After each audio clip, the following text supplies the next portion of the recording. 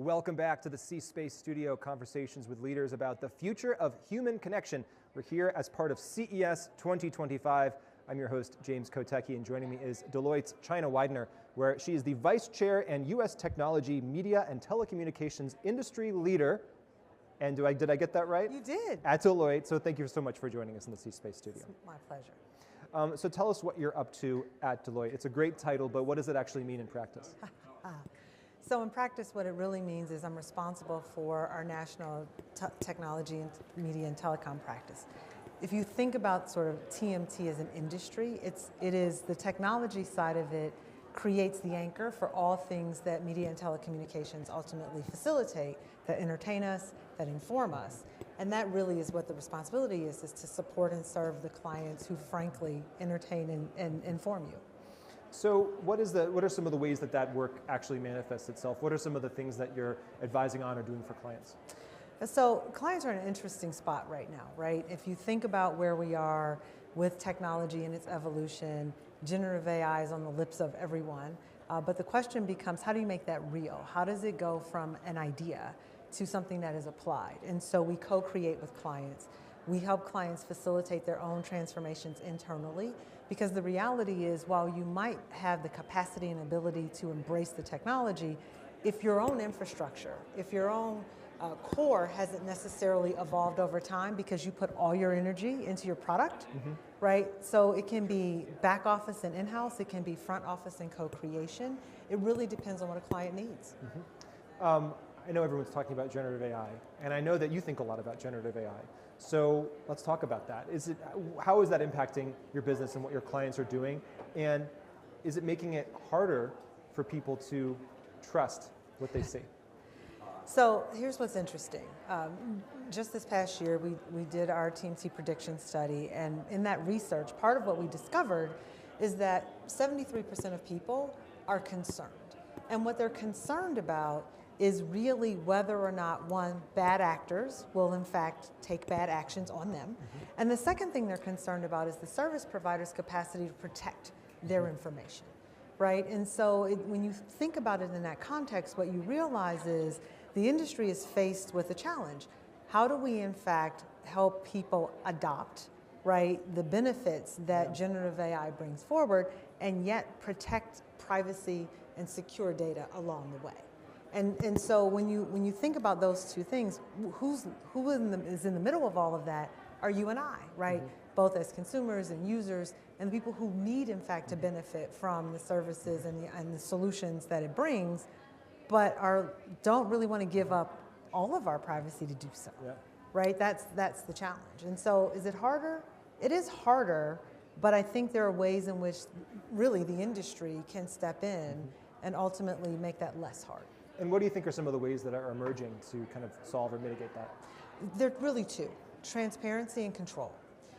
The first of which is you need to understand transparently what data, in fact, your service provider has. Part of that same study also identified the fact that most people believed the policy was unclear, right? And so transparency, step one. They believe that the company's transparency policy was not transparent, so to speak. That is a way to say it, yes, right? It wasn't easily understood, right? And then the second aspect of that is, how do I control my data? I'm willing to give you access to my personal data, and I'm willing to allow you to use that data in certain ways, but I want to be able to say to you that there are ways that I would like you to and ways that I don't want you to. It would be such a game changer if we all had that conversation with brands and companies in maybe a more proactive way, and frankly, just speaking as a consumer myself, in a way that was more on my own terms. Not like when I'm frantically clicking on some website because I need some information, and then pops up this privacy thing, and now I have to do I take? I kind of know I should look at that, but at the same time, I'm kind of just like, okay, accept, I kind of move on. And are there ways maybe that hopefully we can see in the future of having a more reasoned, kind of deliberate conversation around these issues? Yeah, and I think every company will make a choice consistent with its culture, its policy, its standard relative to how proactive they believe is important or necessary to be. But you're exactly right in terms of this notion of we all sort of go, oh my God, I need to know right now, so I have to click yes. Yeah. But the reality is, and I believe that what the industry is beginning to understand is that people do want to know earlier in the process. Yeah. Whether they remember, whether they hold on to it is a different question, but they do want to know. And so I think what we're going to see is a much more public push, right, to say this is our policy, this is our practice. It may not be all the legal words because nobody's going to read all the legal words, but being able to communicate it in a way that the average consumer can say, I understand where you stand, I understand where my control is, and that I have some, and I know how to access it. And that alone will change the trust paradigm. And maybe we'll use generative AI to help understand these policies or summarize them or things like that. Can we talk about on-device AI? So a lot of the generative AI that we're talking about now, and AI generally, might take place, in the cloud. And when we talk about AI actually moving onto people's individual devices, how does that change the game for consumers as you see it? So we think 2025 is going to be a very interesting year for exactly that set of reasons. We're going to get answers to exactly that question, because what we anticipate is that AI on device, think laptop, think phone, we're going to see more of that. 50% of laptops coming out in 2025 are likely to have AI chips in them. And so we're now going to have what I would call a test in the wild, so to speak, right? We expect laptop sales to increase single-digit percentages, but increase nonetheless because of this new solution and opportunity that's going to be provided as a result of these chips, because people want that. We know 24 to 45-year-olds are actually willing to refresh their technology, right, with the services embedded in it. They're going to be our first test bed to say, did the problem that it solved for me, was it really valuable to me? Do I want more? Do I want different? Was the quality what was expected? And that's what we're going to see. And for people who maybe aren't as familiar with this, is it really expected that if I do some kind of chat interface on a device that has AI embedded within it, I'm actually going to get better answers? Or is it the promise there that I can get answers that are maybe more personalized to me because I've had it on my own device? I think it's a little bit of both, right? So if you think about, let's take a typical thing that you or I might do on any given day, which is to say, oh, I think I want Chinese right now. And maybe you're in a different part of town and you would in fact search for Chinese. Well, the use case will brings you back a list of restaurants, and maybe it'll tell you how close you are to them. In the future, what it really will do is to say to you, based on your prior preferences as understood and known by your prior searches for other things, here's not only a list of restaurants, but then to give you a better sense of which ones are more likely to meet your need. So it's both personalization or customization, as well as a better response relative to the shorter list. I don't need the list of 100, I need a list of 5, right? Because I want to make a decision today. 5 that matter to me, Where is Deloitte on the topic of diversity, equity, inclusion? It's an interesting time for DEI initiatives. Sometimes the phrase is very politicized. Companies may be seeming to be backing away from it. Where's Deloitte now? Look, the industry's in a mixed place, right? Just fundamentally, I think the world, quite honestly, is in a mixed place. And for all kinds of reasons, companies will make sets of decisions to reprioritize or deprioritize, as the case may be. For us at Deloitte, we're steadfast in our commitment. We believe, without question, that there's a business imperative.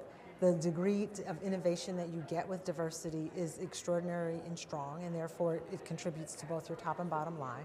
And at the end of the day, what we're really talking about is investment. It's investment in leadership development for people. It's the investment in mentorship and sponsorship for people. And ultimately, it's the capacity to say, I am hiring all who come to me with a set of skills that are valuable to the clients that we serve. And that, at the end of the day, is really the simple and committed message. Now, here's the other piece to that. You want to be effective. So we should, and we do, evaluate our practices and the programs that we have in place so that we can continue to do those that actually have impact, and we can stop doing the ones that don't.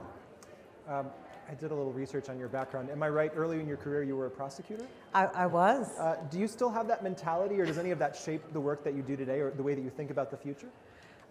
It does, actually. It's interesting because what I would tell you is at this moment, there's sort of an interesting intersection between the days of being a prosecutor, which if you think about it, my client was the public, right? That's who I served and who I was responsible for and answering to.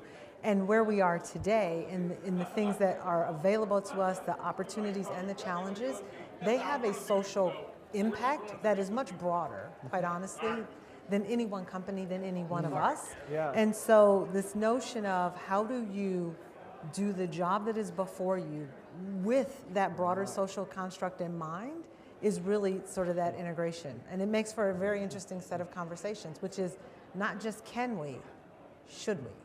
And both questions are important. Well, thank you for sharing an interesting conversation with us, China Widener of Deloitte. We really appreciate it. Thank you, I appreciate it. Thanks for the time. And thank you so much for watching. This is the C Space Studio. I'm your host, James Kotecki. Please keep it right here because more conversations at CES 2025 are coming your way.